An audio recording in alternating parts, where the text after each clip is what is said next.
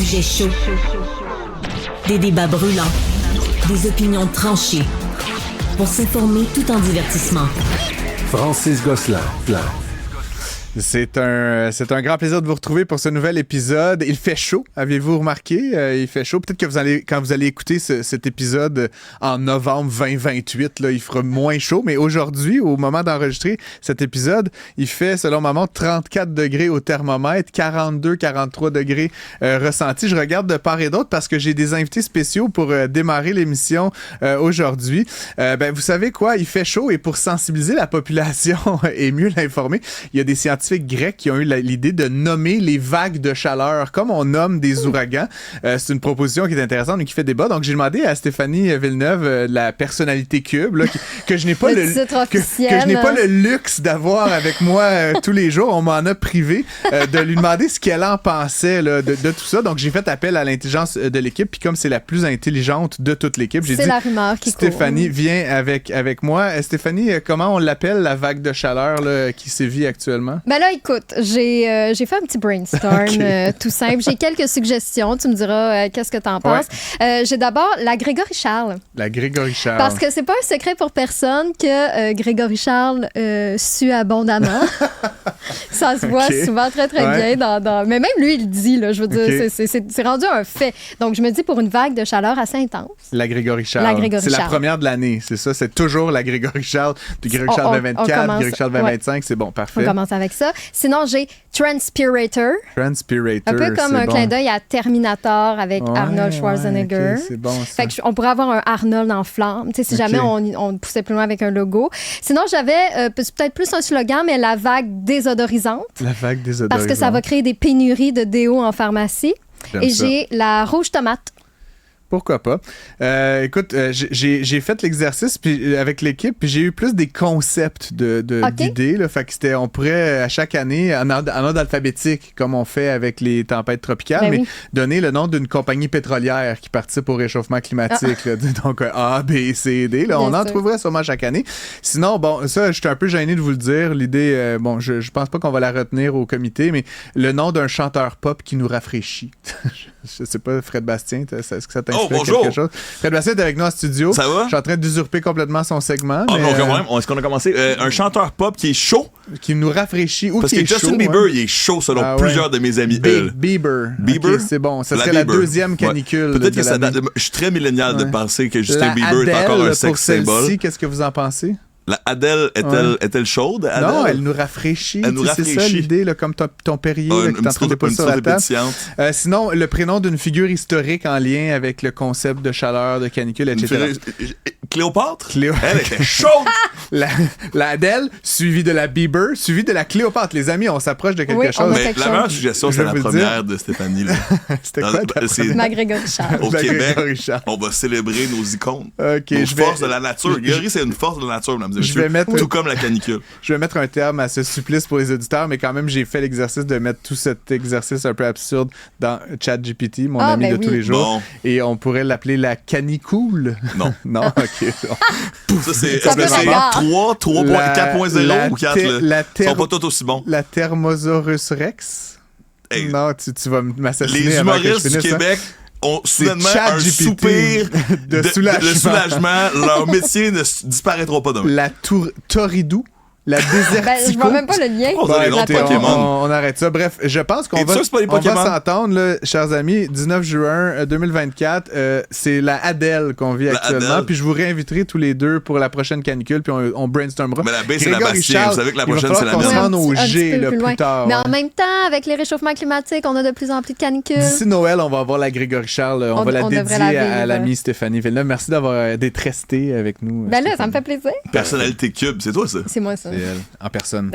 On enchaîne avec toi, Fred Bastien. Tu voulais nous parler de quoi? De TikTok? Oui, mais on l'avait évoqué hier pendant la chronique. On s'est dit, ça vaut peut-être la peine d'en parler un peu plus. Je vais juste résumer un peu. On est rendu avec ça. Puis je pars là, pour les gens à la maison qui connaissent moins la plateforme, qui ont entendu que peut-être leurs jeunes sont sur TikTok ou que c'est bien des affaires de danse là-dessus. Bon, est-ce que c'est une plateforme dangereuse? Bon, premièrement, TikTok est la plateforme qui a enlevé le monopole des médias sociaux aux Américains. C'est-à-dire que c'est une plateforme qui vient de la Chine. Ça portait un autre nom avant. Ça a changé de nom il y a quelques années avant d'exploser en popularité.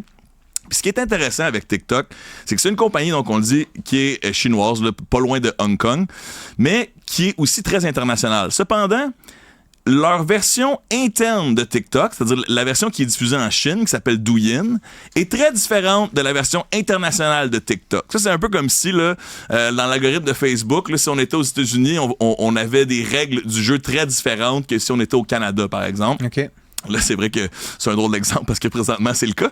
Mais la grosse différence, c'est que la culture, donc les algorithmes de cette nation entrent ici en Amérique, puis les nôtres, en théorie, ne peuvent pas rentrer chez eux. On sait que YouTube est supposé être banni en Chine. Bon, il y a toujours moyen de faire le tour. Là, mais monsieur, madame, tout le monde regarde pas YouTube en Chine. Il faut aller par des VPN. J'ai déjà entendu de certaines sources très crédibles là-bas que, surtout les jeunes, si nous, on est capable de pirater Netflix, il y a des jeunes là-bas qui sont capables de faire le tour pour accéder quand même. Pirater tout ça, là, comme je dis, mais c'est pas youtube.com puis tu tombes là-dessus. Comme chez nous, tu vas dans l'App Store, TikTok, tu l'as immédiatement. Ça, c'est du protectionnisme, une question de valeur aussi. Tu es YouTuber et autres, là, je te traite de créateur de contenu depuis lundi. Mais j'aimerais que tu dises créateur numérique. Je trouve que le contenu, c'est tellement large. Je vais internaliser la chose, mais est-ce qu'il y a du TikTok au Québec?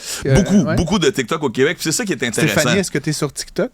Je T'es-tu suis une pas ton bon TikTokeuse, exemple, non? non? Est-ce que tu utilises TikTok? Est-ce que tu regardes des vidéos? Ben, ça m'arrive pour juste aller voir qu'est-ce qui est viral, OK. pour essayer d'être up-to-date, là, me garder un jour un peu dans les tendances, mais je n'ai pas de compte TikTok. Ma blonde que tu connais bien, je lui envoie souvent des vidéos que j'ai vues dans les stories Insta ou sur Facebook, puis elle me dit « Francis... » Je l'ai vu sur TikTok il y a 4-5 jours. 8 ans. Exact. Je suis comme un... j'ai 70 ans. Là, mais pendant plusieurs années, c'est vraiment là où les nouvelles affaires cool sur Internet allaient. T'sais, avant, il y a des années où ça a été Facebook, il y a des années où ça a été YouTube. YouTube est plus fort que jamais, mais là, pour les jeunes, pour la génération Z, c'est vraiment sur TikTok que ça se passe. Il y a une espèce de schisme là, entre les gens qui l'ont et qui l'ont pas. Là. Des fois, je me fais regarder comme un extraterrestre en mode comment je vais pouvoir t'écrire si t'as pas TikTok. Les courriels, ça existe, mesdames et messieurs.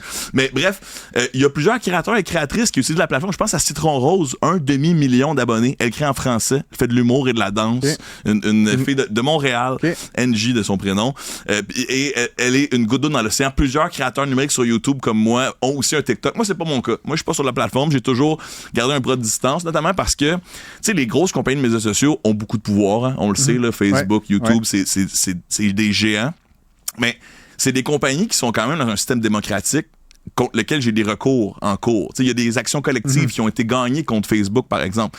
Je n'ai pas ce même recours avec le gouvernement chinois. T'sais. Non, c'est effectivement, t'es un peu loin. Exact. Puis là, on voit qu'avec certaines rivalités, certains conflits internationaux, bon, on sait qu'on est à la fois en compétition, en collaboration avec la Chine sur certains enjeux. Certains diraient que c'est une nation rivale. Ben là, le gouvernement fédéral a sévi, même au provincial. On ne peut pas, si on est un employé du gouvernement, avoir TikTok sur son téléphone. Il y a des enjeux d'espionnage. Puis, puis ça m'amène un peu à ce sur quoi je voulais t'entendre. Les Américains là sont comme décidé là, que ça ne doit plus appartenir aux Chinois. Le Congrès, le Sénat, ils ont enacté carrément des actes de loi qui va, il y a un deadline, là, je me rappelle plus de la date, mais où l'entreprise doit soit être vendue à des intérêts locaux américains ou carrément faire face au bannissement. Là, exact. Pour des raisons de sécurité nationale, puis c'est là qu'on voit la rivalité. On y croit à ça ou pas? Ça va être vraiment intéressant. Stéphanie, as-tu peur qu'on te vole tes données, qu'on te traque jusqu'à la maison? Ben, tu sais, je veux dire, il y a une partie de moi qui se dit... Quand bien même qui viendrait fouiller. Tu sais, j'ai tellement une vie, tu sais, on n'a rien à trouver. C'est un grand classique, mais quand c'est des nations étrangères qui n'ont pas les mêmes valeurs que les nôtres, tu sais, la diversité, par exemple, en Chine, c'est très différent du Québec. T'as raison. Puis qu'est-ce qui dit que cette puissance-là, dans 30, 50, 60 ans, n'aurait pas des envies d'avoir plus d'importance encore dans le monde, puis n'aurait pas encore nos données depuis 1900. Bref, c'est juste une question d'avoir un peu de perspective. Puis, par rapport aux États-Unis en tant que tels, je sais de 2 sources, incluant une à TikTok, qu'ils vont lutter en cours. Ils vont plaider le premier amendement, qui est le droit d'expression, mais aussi le 8e amendement, ce qui est une colle, parce que moi, qu'est-ce que le 8e amendement? Il y a un 8e amendement. Apparemment, on ne peut pas se servir d'une loi pour cibler un seul individu ou une seule compagnie.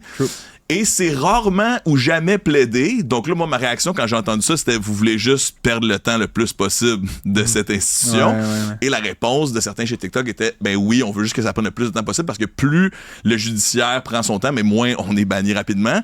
Certains diront pour sauver le divertissement des Américains, des Canadiens et des Québécois et des Québécoises. D'autres diront pour continuer d'avancer l'agenda. Mais la nature a horreur du vide. Si demain TikTok est banni, il y a une autre patente qui va prendre sa place. J'ai remarqué que je suis naïf de penser ça? Depuis l'achat de Twitter par Elon Musk, Twitter, on met un peu d'accent sur les vidéos. On peut maintenant se déplacer en vertical dans les vidéos, un peu comme sur TikTok. Bien sûr, Facebook, Instagram, c'est l'ennemi numéro 1 de TikTok. M. Zuckerberg se réjouirait que TikTok disparaisse ou prenne une place vraiment moindre dans l'échiquier mondial.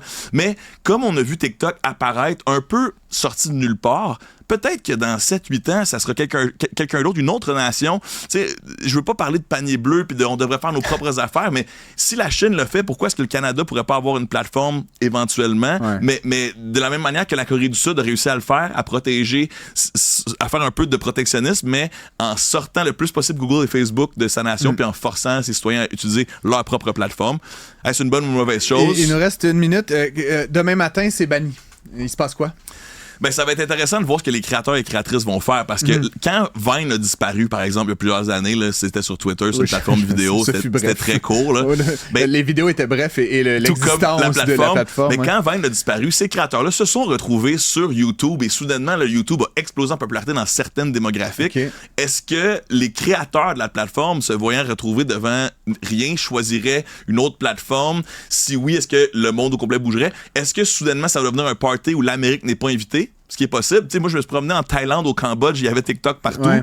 Est-ce qu'on peut imaginer, tu disais YouTube est en Chine, est-ce qu'il va y avoir des gens de jeunes ados VPN qui vont avoir TikTok au Canada ça en serait dépit super du intéressant, bannissement aux peut-être. États-Unis? C'est juste une autre manière de voir un autre prisme de réalité terrestre. Puis oui, il y a de la propagande partout, incluant sur TikTok, mais incluant dans nos propres réseaux sociaux. Donc, c'est important d'avoir des sources variées quand on s'informe. Le moment venu, Stéphanie et moi, on te demandara des trucs là, pour continuer à pouvoir se coller sur le J'ai un téléphone que j'ai acheté au Cambodge, un téléphone chinois sur lequel il n'y a que TikTok. Fred Bastien, on te remercie d'avoir été avec nous. On se revoit demain. J'espère. À tout de suite.